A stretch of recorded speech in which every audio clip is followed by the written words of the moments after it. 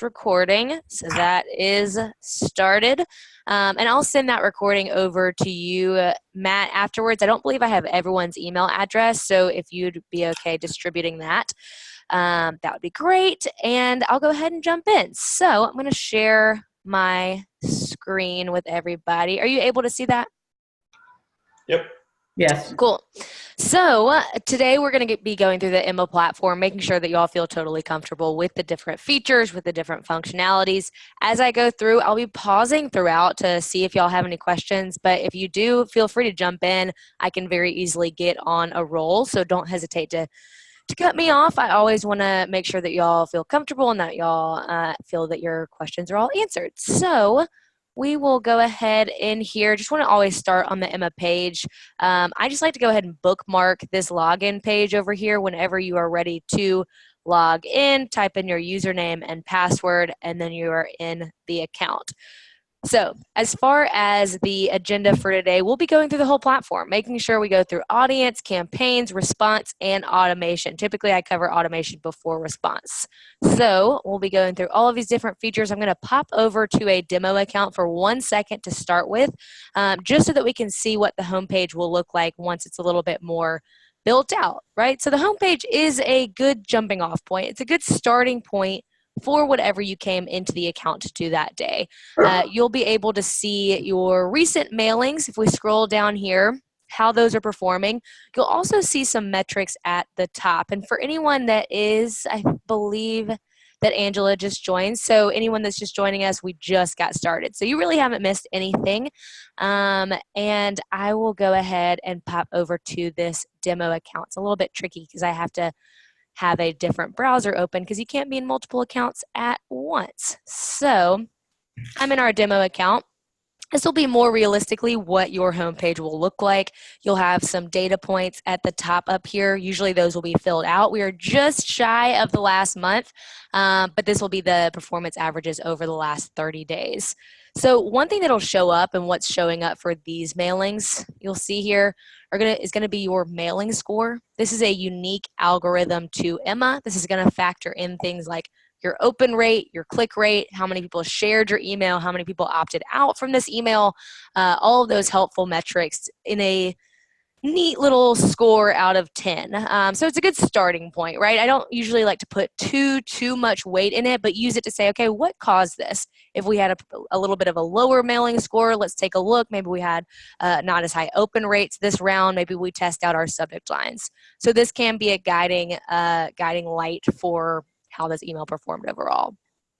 So we're going to keep this up because I'm going to come back to that page when we get to response, but we will be primarily using your account today. So I'm going to come back in here and we'll get into audience. Now, before I get into audience, I wanted to show you this, this marketing calendar over here. This will be really helpful when you are sending. It'll show you your previously sent emails on what days. It'll also show you any of your upcoming emails. You can easily reschedule or cancel any scheduled mailings that are coming up. So it's a pretty helpful tool. It's small but powerful over here on the left.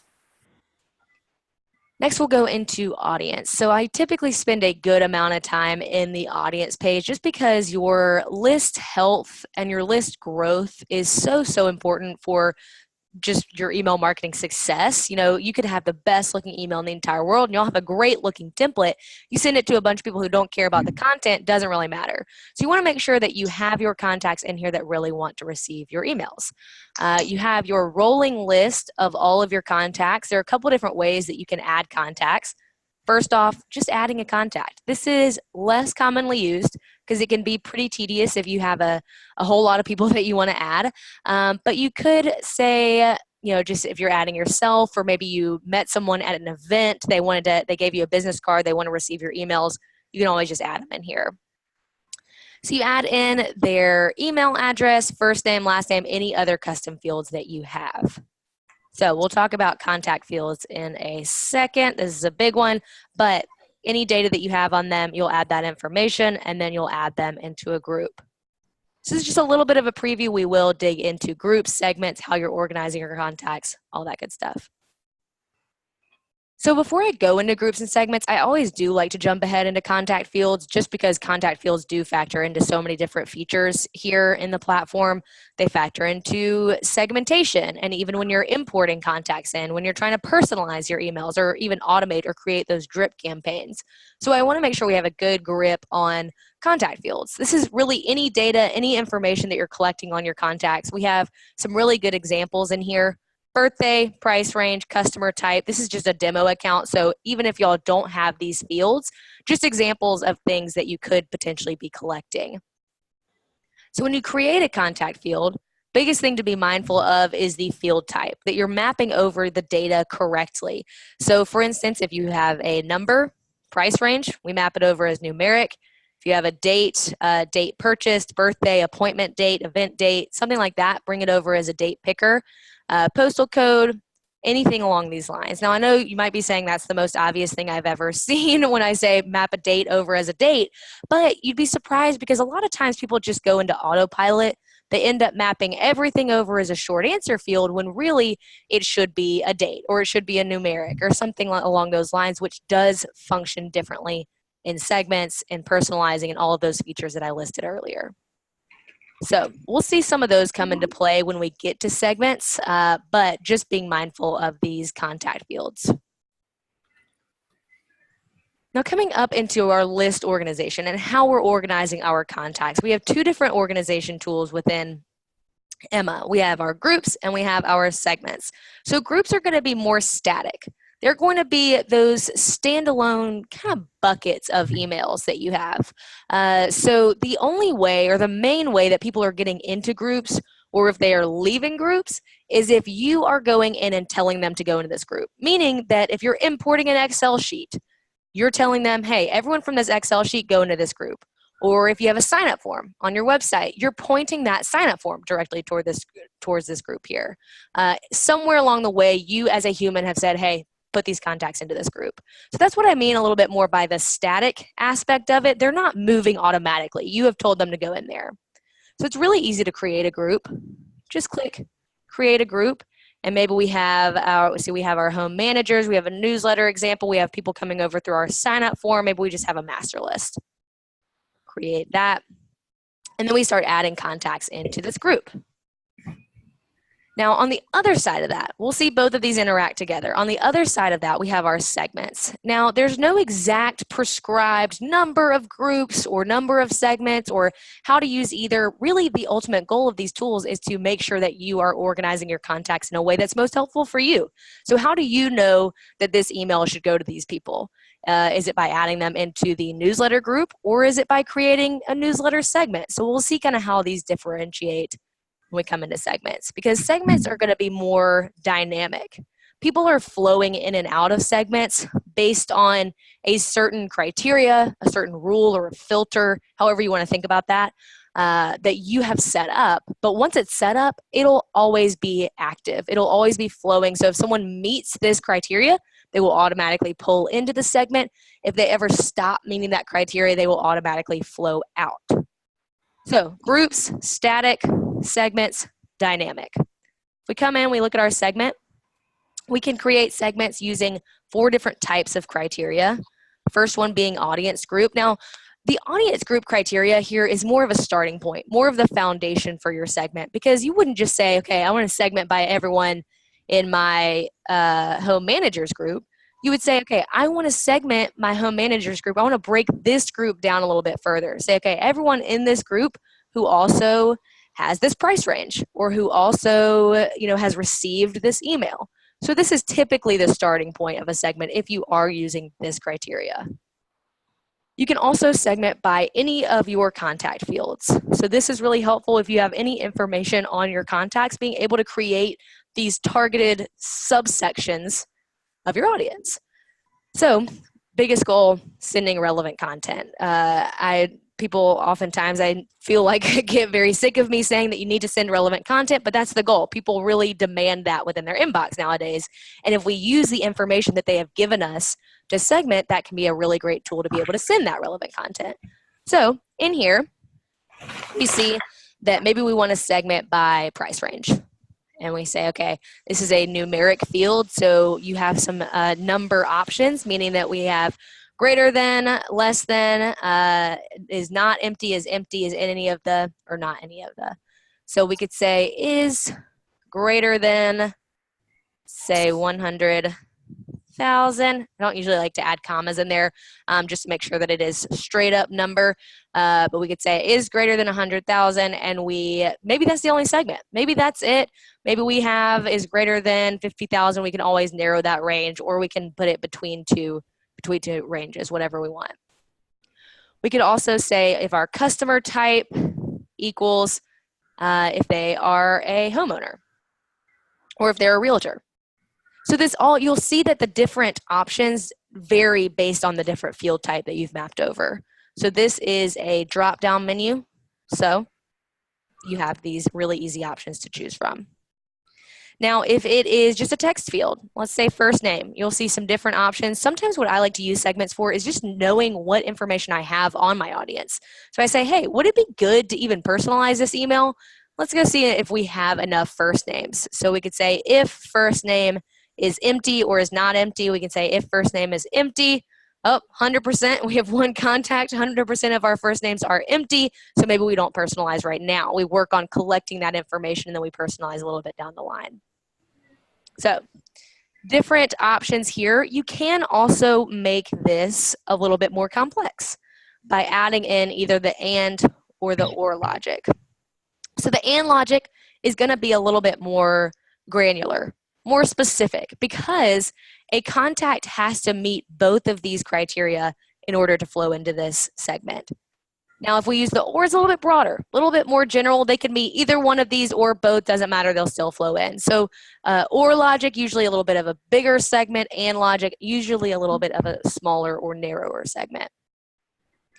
So we could essentially say, okay, everyone who is a realtor who, let's go in and look at the next type of segment that we can create, response history, who has already received, not received, opened, not opened, clicked, or not clicked one of our emails. This is a really powerful tool to be able to segment by what people or how people are actually engaging with your content.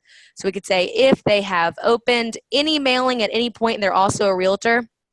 So we could say a realtor have opened, save. That means that these are probably our engaged realtors. We want to maybe give them a heads up, maybe give them a special offer, special notice, something like that to reward them being engaged with our emails. So have opened. You can also choose the specific mailing if you wanted. It doesn't just have to be any mailing, but we haven't sent out any mailing, so we don't see those other options. Once you've sent other mailings, you'll be able to choose that from a drop-down. You can also adjust the time frame. So you could say any mailing in the last 7 days or a month.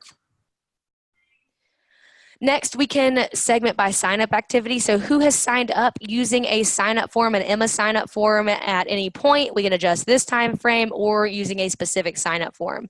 So we could say, okay, who's signed up on our homepage sign-up form or who's signed up on our Facebook sign-up form?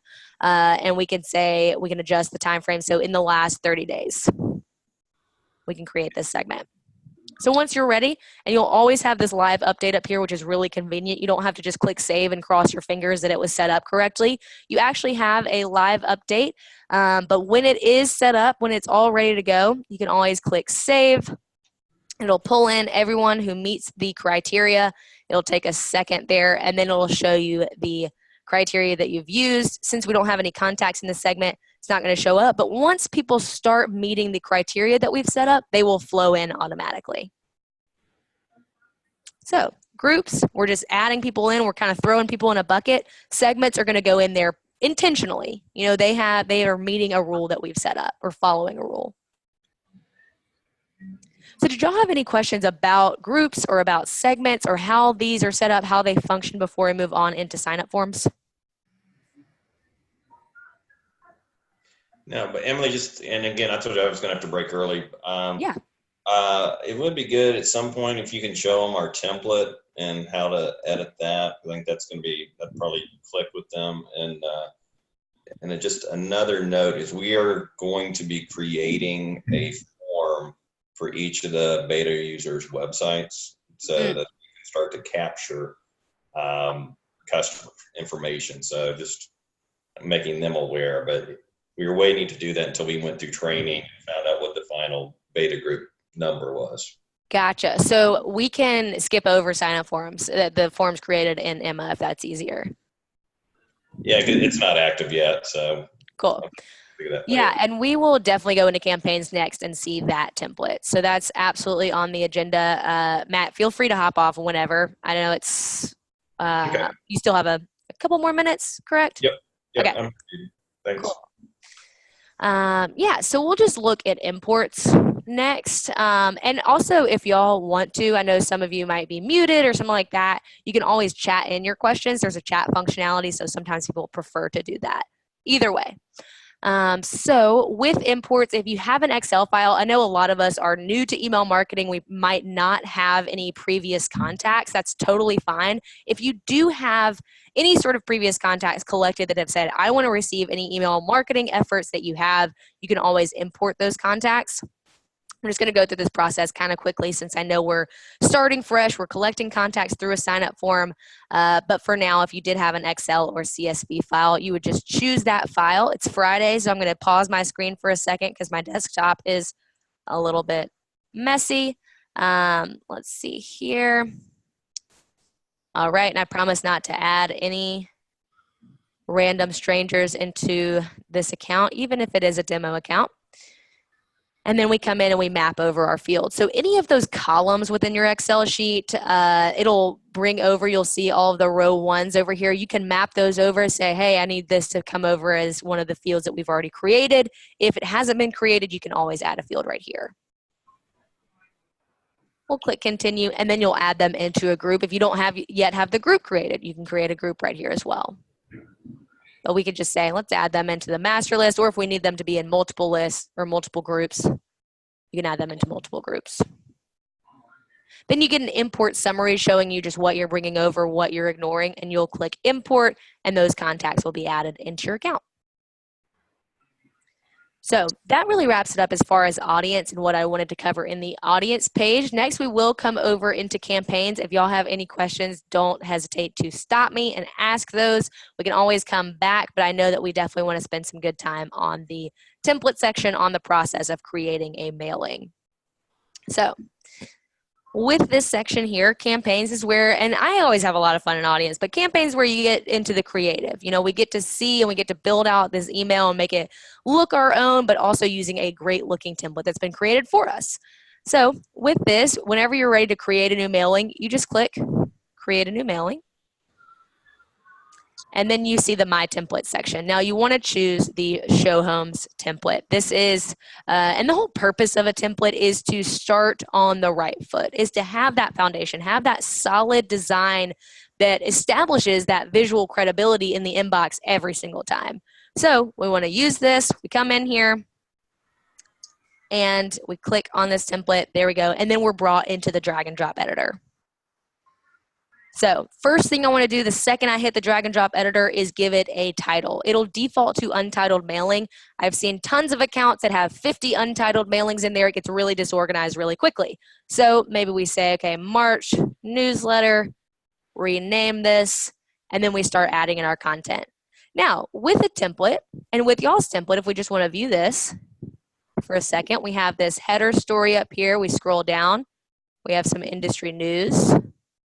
Tips from the team. We have some great spacing in here, great readability. The way that we build our templates, because our team helped out with this, is to make it scannable, to make it really aesthetically pleasing. So while you do have a lot of content in here, it's really easy to read. So we scroll down, we have our header all the way down to our footer.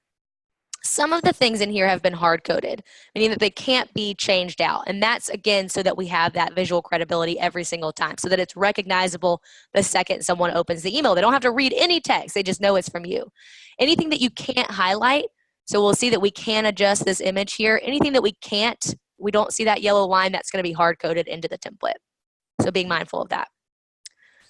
Now, with this, since this template already looks great, you might not even really need to use these content blocks over here. You might just change out the content that already exists. So I just change out this header. It's just text. Maybe I We have the North End bungalow sold in days. Maybe it's the South End bungalow that's now sold in days. So it's really easy to change out the text. Same thing goes here. I'm not going to teach y'all how to use a text block because everyone's typed in a text block before or has typed on their computer. So what I advise for the drag and drop editor is for you to go in there, start building out those emails, get that hands-on experience, because I could build out an email all day, but once you start building it out yourself, that's where it really clicks, and so highly advise that. There are a couple of little tips and tricks that I want to show you though before you get started on that. So love this. If you ever need to change out an image, click on this image, click choose another image, and choose that either from your image library. So whenever you add an image to your email, it'll be added to your image library. So you can always choose from here. You can add folders to make that a little bit easier on yourself to organize. So if you have logos, or if you have certain property images or certain realtor images, anything that you need to kind of go back to over and over again, you can always add a folder and then add those images in there for organization's sake. If it doesn't yet exist in your account, you can always upload that from your desktop or from another folder. Emily? Yeah. When we save images or contact files and that sort of thing, this is all saved in our own area. It's not a company-wide library that these are all saved under. Exactly. Yeah, that's a great question. So with your account, and you'll even see that right now it says franchise one example, but in reality it would say your location or your specific account information up there. This is your account. So everything that you add is account specific. So if I add images to my image library, anyone who has access to my account, if it's just you, then you would be the only person that has access to these images. Okay, great. Yeah, so there is a company-wide image library, but that's more on Matt's side of things. If if he wants to share down images with everyone, he can, but you also have your specific image library, which is what we're looking at now. Yeah. Cool. So coming in, scrolling down here, let's talk about our links. We have our buttons. We have our linked text. Now, you can drag over buttons from the left over here. What happens when we do that, you'll see that it's not branded. Now, we can come in and we can make it look the exact same as this, but one thing that's just easier is to just duplicate this. To say, hey, I need another button like this. We can change it up, move it around wherever we need. So that oftentimes, especially since our template has already been branded header to footer, that can be a little bit easier, save you some time. With each of your content blocks, you have settings. So we have a gear for each of these. Click on this and you can change up the styling, the settings of it. You can add a background color. You can change the margin or the padding. This will probably be what you use the most, just if you need to change up the spacing within this email. So if you need to change up the margin, now I'm going to change the background, but it's not going to look good. So bear with me because this all looks very good together right now. But it's just a little bit easier to see this spacing with a background color. So for instance, if we change up this margin, spacing on the outside of the block, we can make it look good. We can have that spacing be really even. Or we could change up the padding. So the padding is going to be the spacing on the inside of that block. So all of this with the ultimate goal of making it, giving it enough space to make it readable for your audience. You can add a border. You can click on this gear again, in fact, and get really specific pixels saying, I want 10 pixels of margin on the top, 20 pixels of padding on the bottom. Typically, I just use that little scroller, though. It's pretty easy. With settings, you can turn images on. Let's say we want to add an image in here. So you don't have to start over. Sometimes people say, oh, I've started in on this. I got to delete it and start over and drag over from the left. You really don't. If I started working on this and I actually wanted my image on the right instead of the left, you can just reposition this. Now, let's say I worked on this. I said, that looks terrible. This is not what I wanted. This revert to will be your savior. It saves every 15 seconds. So I could just go back to the very first version, how I started. There we go. Or if I said, oh, wait, no, I want to come all the way back to what I just did, we can do that as well. So for now, I'm going to go back to the first version and we'll keep working. To change out link text, you just click into that link, click edit link. all this stuff. So there's not a whole ton to go through on the template because it's already, all the heavy lifting has already been done when it was designed, when it was created. You'll see that there is some filler content in here whenever you see that lorem ipsum text. Definitely want to replace that. We don't want anything to say headline. We don't want anything to say lorem ipsum. We don't want a tip to be blank. We might not have 2 tips every single time, so we can delete one out. So just knowing that while this is a starting point, you can adjust it however you need. So when you are ready,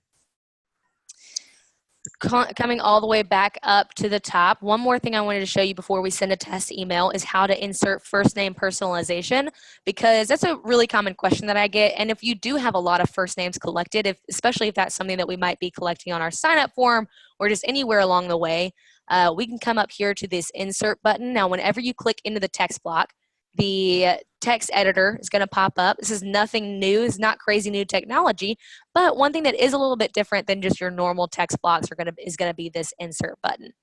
So we click insert, scroll down to personalization, and then we can choose first name. Now it defaults to first name, so that's super convenient. I do want to add a placeholder in case I don't have someone's first name collected. Don't want it to just be blank.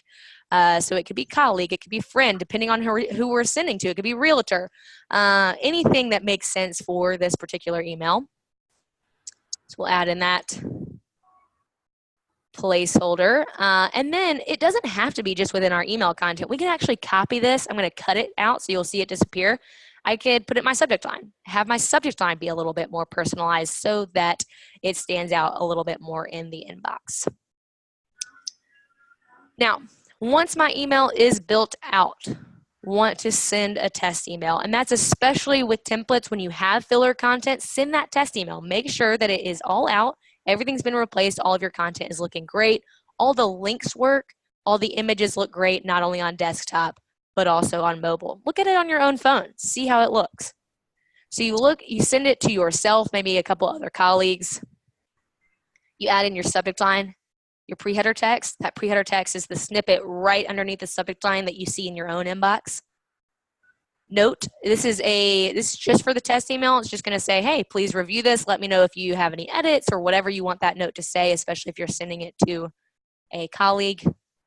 Sender name, sender email. And when you're ready to send out, review and send. It saves the proofing until the end so that it's not constantly interrupting you while you're building your email. So that often kind of spins for a second, but then we're brought into the sending page. Now you do have to have a physical address. This account hasn't added one yet. You can really easily just add your physical address in here, time zone. Once that's added, this is only going to pop up once. Choose your recipients. So you can choose multiple groups, multiple segments. Want to make sure that this email is just going out to the people for whom it's most relevant. So with this, we can come in and choose our segments. Now, if you have people that exist in multiple groups and multiple segments, it will deduplicate. So it'll only send them this email one time. We don't want them to get 5 copies of the same email. We have our subject line, pre-header text. We can add in that first name personalization. I just pasted that in. Check out the March newsletter. I'm not great at typing and talking, so bear with me. And you could obviously make that a better subject line. So hypothetically, that's good. And then when you are ready, send now or schedule for later. So you can either send it immediately, it goes out to your audience right that second, or you can schedule it for a date in the future if it's sending out on a weekend or early in the morning, or if you just want to check some things off of your to-do list. So that's the sending process. Now, I want to pause for a second, see if there's anything. So I want to talk about testing, and then we'll go into automation and response. But while we're here, did y'all have any questions about building the email, about any of the content blocks, about sending, anything that we've covered in campaign so far? Nope. Okay, cool. And sometimes it just takes kind of processing. I know I'm the kind of learner that just needs to digest things for a second. So if y'all think of anything, we can always go back. Cool. So if you want to test out subject lines, test out content, test out different versions of the same email side by side, you can do that. And if y'all have done any sort of A/B content testing before, it's going to be right over here if we drop this down and create a content split test. Now I'm going to come back to this just because I want to make sure that we have enough time to cover automation and response. So this will be saved for the end, but just being mindful that if you do want to test out, let's say 2 different versions of our subject line, we have a question versus a statement. We have a subject line with an emoji versus a subject line with no emojis, longer versus shorter. We have so many different possibilities. So knowing that if you want to create a split test, it'll live right here. So we'll come back to that. Just a little bit of a spoiler. Next, I want to come into automation. I know that Matt mentioned on our initial kickoff call that y'all were interested in setting up drip campaigns, setting up automatic workflows or automated emails that go out automatically. So the ultimate purpose of automation is to connect with your subscribers at the right time in their subscriber lifecycle. So, you know, what I mean by that is if someone has just joined your list, they have signed up using a sign up form, they're super excited about it, they're going to be more receptive to more emails and different types of emails than people who've been on your list for months or years. So that's kind of that subscriber life cycle. We're trying to connect when they are ready to act. So creating the new workflow, because while automation is automatic, there does have to be something to tell the email to go out. So that's going to be done with this workflow. When we create a new workflow, we give it a name. Let's say welcome. We choose our audience. Now, when we're choosing our audience for automation, this is not the same as when we are choosing the audience to send out to in just a regular email. The difference is that if there are 1,000 contacts in my home managers list or group over here, if I choose this group, it's not saying that all 1,000 people in this group are going to receive this email. It's just saying that only the people in this group have the capability, have the power really to trigger this email to go out. So it's creating a little bit more of a barrier. You can also just say anytime any contact in my audience completes this action, send them this automatic email. A lot of times this is where we fall. So confirming that, then we choose our trigger event. We have a couple of different triggers in here. And this is going to be what actually tells the email to fire off. So it triggers the email, it tips the domino, and then the rest of them fall. That email goes out. This email sign up, and we'll go through each one of these, but email sign up, a lot of them are right there in the name, right? It's when someone signs up to receive your email. So when that sign up form is created, that might be a little bit down the road. I know that Matt mentioned working on those. But when someone signs up, they can receive an automatic welcome email or an automatic welcome series, an onboarding series, kind of introducing them slowly but surely into what y'all are about and the types of emails that you send. So now we can choose a specific sign-up form. If it's created in Emma, we could say when they sign up online, we're using a specific form. A lot of times I just like to use any time anyone signs up using any form, send them this email. Now the settings side is complete, that's it. And then we can start building our workflow. So we can add a delay right off the bat, or we can go ahead and send an email. With the welcome series, I want to go ahead and send the email immediately. People are expecting that email right off the bat. So we come in. Anytime you have a drop-down menu like this, your campaigns, your welcome emails, automatic emails, everything is going to be created over here in the campaign section. We're just choosing from a drop-down menu here. So this could say welcome email. So we have our welcome email. I'm going to type this in really quickly. I pause my screen so you wouldn't have to see me typing and talking. There we go. So we have our from name, from email, subject line, click done. That could be it. If we just have one welcome email in here, great. We save it and then we activate it. It's not going to start firing off until you toggle this to active. But if we do want to make this a series, as I mentioned earlier, we add a delay, about 3 days. And then we can either send the next email in the series or we can branch this workflow. Now, I like to branch it because this is essentially basing the next email in the series off of engagement with the first. So you can branch this based off of people who have opened or who have clicked. So for those who have opened, we'll send them the next email in the series as we originally planned. Nothing really changes there for the people who have opened. But for the people who haven't opened, there's really no reason to send them that second email if they haven't even opened the first one. So we could repurpose this one. Change up the subject line. Say, hey, are you still interested? Or just want to make sure you saw this. Gets it back to the top of their inbox, giving them an additional opportunity to open. So it's a pretty cool tool. It's really robust here, being able to base that or to be able to kind of bring people to a fork in the road that we have total control over. With this, other triggers that we can use, date-based, based on a date. This is not scheduling an email. This is based on a date that is tied to a subscriber. So one of those contact fields. So you'll see that the only fields that show up here are going to be date picker fields. That's why I wanted to create one so that you could see what this looks like. And that's why it's so important to have those field types set up correctly. Birthday, set up. We can either decide whether we want to send it every year on the anniversary of this date, birthday, right there, or only on this exact date. So if you have an event date or an appointment date tied to a contact, you can do this as well. We'll confirm this. And what's convenient is that you can decide whether you want it to start immediately on that date or before or after. So some people get really creative with it. They send an email 6 months before and say, hey, happy half birthday. Wouldn't it be nice to get a house for your birthday? Something like that, where you are just trying to stand out a little bit. That's the whole goal, is our inboxes are really crowded. We want to send relevant content and be creative and try to stand out. So some other triggers in here. Field change. This is most robust with an integration, so being mindful of that.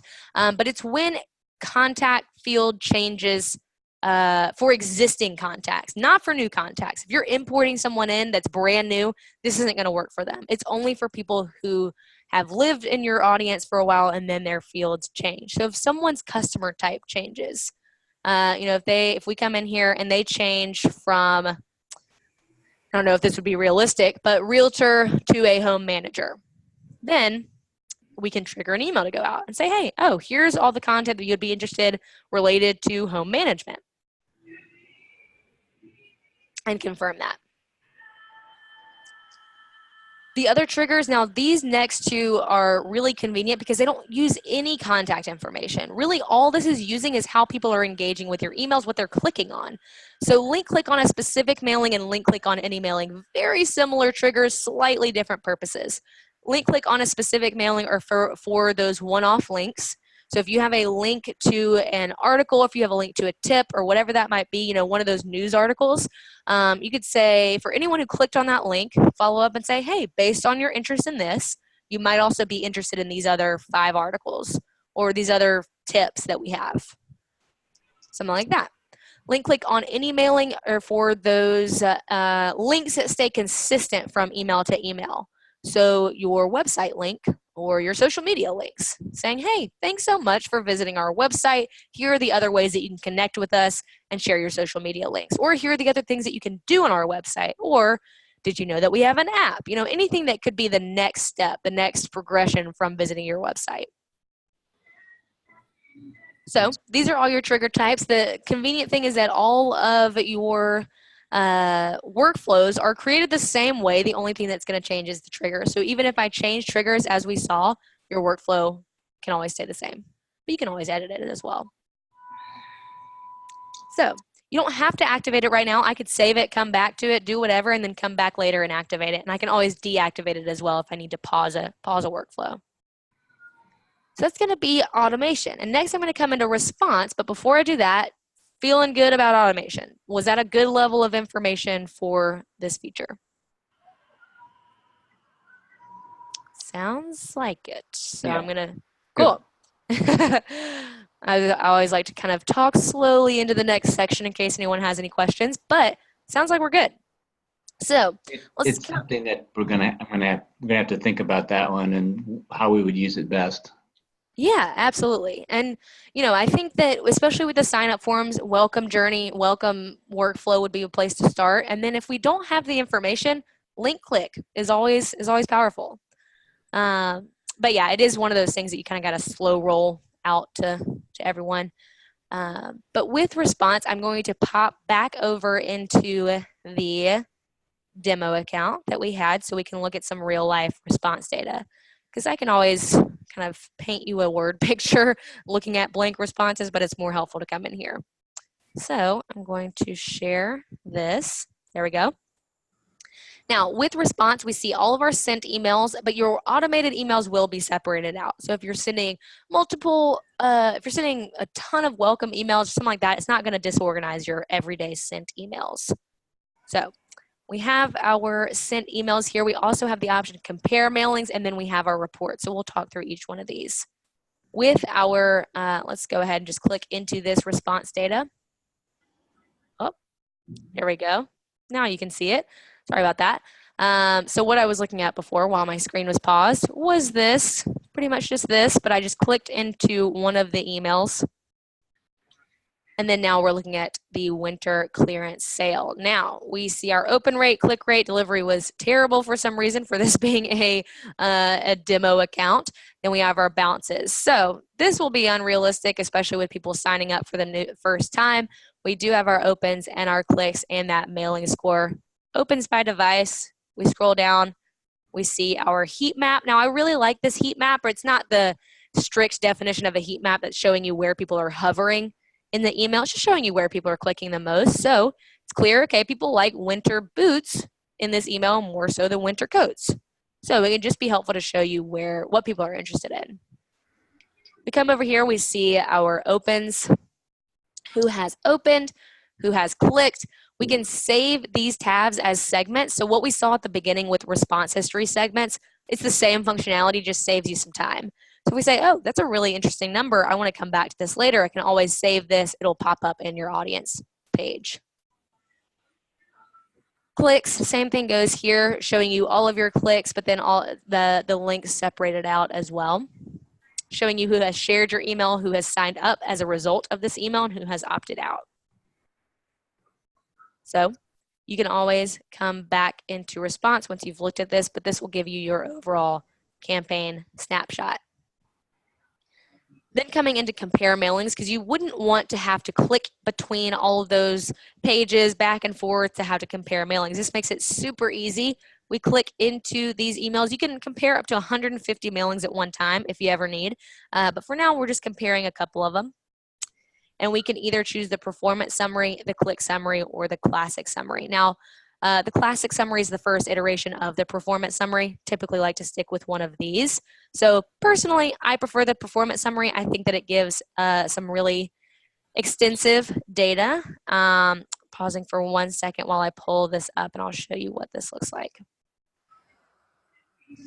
So it's just nice, again, you don't have to click all over the place. It's side-by-side information. There we go. Give me 1 second. There it is sharing. Perfect. So you see all of this. We have the averages across the bottom so that we automatically have those. We don't have to do any sort of Excel formula options or anything like that, but we have our opens, clicks, opt-outs, all of the data that we saw on that snapshot page, but it's all listed out.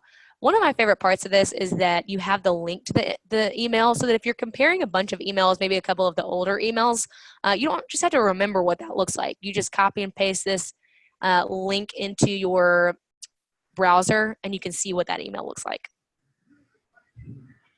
So coming back into Safari. There we go. Lastly, we have our reports. This is a great visual representation of how your emails are performing on just a graph basis. You can always save these plots as images for future marketing reports or just to have on hand for later use. You can adjust this timeline so that we're not looking at for the past however many months, 6 months, but we're actually looking at it for the last month or the last 3 months. We can always have some flexibility there, but just more of that visual approach. So those are going to be your response data. I did want to spend some time in A/B content testing the last couple of minutes. I know we have a couple of minutes here and we'll probably save a couple of minutes at the end if y'all did have any questions. But response will come more into play, obviously, once you start sending those emails. So let's see, I'm going to come back into y'all's account. Here we go. So what I left off on in campaigns was A/B content testing. Now this might be a little bit down the road, but I do want to show it to you because it's honestly what I recommend every time. Because if you are going back and forth, if you're just kind of saying, oh, I don't know which subject line to do, I don't know which button copy, I don't know the hierarchy of our content, anything like that, just test it out. You know, this is a great tool to be able to find out what your audience likes to receive. So we come in here, click create a content split test. And then it's very similar to setting up a regular mailing. As far as the review and send page, we just give it a name, maybe say March newsletter test. And then we will talk about this. We choose a test group size. So what this will do is it will send, and depending on our time frame here, it'll send these two emails, version A and version B, to 20% of your audience over the span of 4 hours. At the end of the 4 hours, it'll see which one, in this case, got the highest click rate. Which one got the highest click rate over the 4 hours. At the end of that, it will send the winning version to the remaining 80% of your audience. But we can adjust this. We can change the test group size to be a little bit bigger, or just say no test group, split our audience in half. We can also adjust the time frame. So if we're in a time crunch, test over 1 hour. If we have all the time, we can test over 8 hours. 4 to 6 is pretty standard as far as a test time goes, though. Now, how the winner should be chosen, it depends on what you're testing, because different variables affect or impact different data points. For instance, if we are testing subject line or pre-header text or from name, all of those are within the inbox. Those variables are going to impact your open rate. That's what's causing people, that's what's driving people to open. So we would choose the highest open rate on the entire mailing. But if we're testing something within the email, so pieces of content, buttons versus linked text, button copy, images versus videos, different colors for things, anything like that, anything that you can test within your email, that's going to impact your click rate. So either the most clicks on a specific link or the highest click rate on the entire mailing. So with this, you can choose version A or choose version B. What you would do is the same thing that we saw in automation. You would just choose from your drop down. Now, sometimes I get a little bit of pushback from this because people think that they have to create 2 entirely different mailings in order to test. You really don't. What you would do, create your first mailing, version A, the same way that you already would. You're already planning on doing that. So create that first version. This is our subject line. So we add that in here, from name, from email. And then we choose version B. So in the campaigns tab, you just make a copy, make an exact copy of version A, title it with version B, and then change that one variable. So if it's subject line, we don't even have to change anything within the email, we just make a copy. But if it is a piece of content, you just change out that one piece. So if it's an image, if we're testing images versus videos, in version A, we have that image. Version B, we make a copy, and then we change out that image for a video. Really doesn't take that much time, and it is super insightful on your audience overall. So once you have version A and version B, we have everything determined here. We choose our audience, same way we did with the review and send page. We can always say just all contacts, so we can choose our specific groups. And then we decide when we want to send this test, or we can always just start the test immediately. So that's A/B content testing. It is really cool. And again, whenever people ask me for best practices, things like that, I give best practices, but also always follow up and say you need to test it because your audience is unique. They have unique preferences and they adapt. So just because you want to run one test doesn't mean that's the end all be all. You want to continue to test on a recurring basis. So I know it's a lot. We went through a lot today. We covered a lot of ground. We went through audience, campaigns, response, automation, A/B content testing. So there are a lot of features at your disposal here. It's a super powerful tool. I know we have a couple of minutes left over. As far as next steps for me, I'm going to be sending over the recording link to Matt and also just a couple of other resources that would be helpful for y'all. I did want to point out the question mark up here. It's our help center or our resource center. There are a ton of great articles, videos, how-tos. So I always recommend referencing this first or coming here first, especially if you run into any snags as you're going along. But Did y'all have any questions, or did y'all want to see a feature again or clarify anything? I'd be happy to do that in the next couple of minutes that we have. Emily, this is Nancy. For our contacts, will it import the contacts from our email, or does everybody have to sign up? So I'm not sure if I'm tracking with you. Do you have a previous list of contacts that you want to add? Angela, I'll let you answer that. Okay. Yes. So we have all of our contacts currently the majority of them are in MailChimp, which is another program that we had been using before this. Yeah. And I know I can export all of our contacts from that program. So would I be able to import that list into Emma, or am I going to have to send the sign up request? Like, are they going to have to sign up for this program? No, that's a great question. So you can import them, absolutely. Okay. So couple of things there. I would recommend, and I don't know how long you've been sending out through MailChimp, I would recommend only exporting people who have engaged or who have received an email in the last year. That's just a best practice for having that healthy list, so that you're not bringing in any really old email addresses. But you can absolutely import them. Now, I also recommend, or actually this is really required, that you import only those active contacts. So no previous bounces, no previous opt-outs. I know MailChimp is really straightforward about it. You can choose to only export your active contacts. So those are the people that you want to bring in. You don't want to bring in anybody who's previously opted out. So what you would do, you're in the audience page right here, import those contacts. And I'm not sure the exact file type. I believe that it's either Excel or CSV. Either way, you'll be able to either drag and drop that file or just choose the file. And you choose it from your drop down. Again, I'm going to just pause it for a second because I have a lot of Excel sheets open right now. So let's say this is the MailChimp contact list, and then we continue. And any fields that you want to bring over, there's some specific MailChimp fields that I usually like to leave off, things like latitude and longitude, because they don't really translate in Emma, so maybe those are the ones that you ignore. But any fields that you could use to segment, I would bring those over. If it's just first name, last name, and email, that's great. We pull those in and then we add them into a group depending on where we want to add those contacts. But you can absolutely add those contacts from MailChimp in Emma. And when will we have access to our accounts?